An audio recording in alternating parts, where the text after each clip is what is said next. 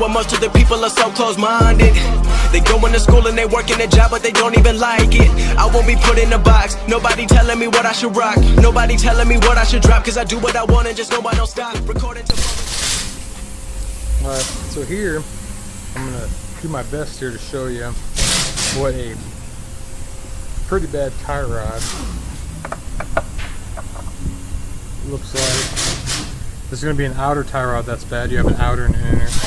So what I do in order to check them, well, what you do in order to check them, is you lift them up, whether it be on a jack, because I know most people don't have a lift at the house, but you get a jack, you lift each side of the vehicle, you know, one or the other. You wouldn't have to do both.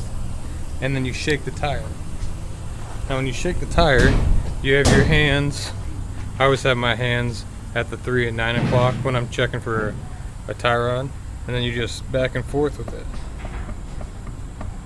And I don't know if you can see that happening.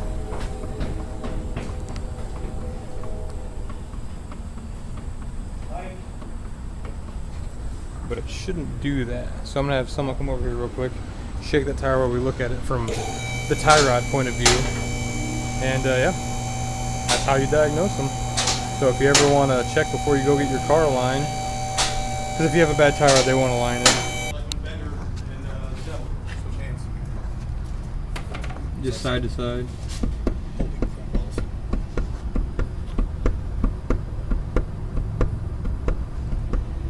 Alright. Just that one. It's pretty bad. So that's that.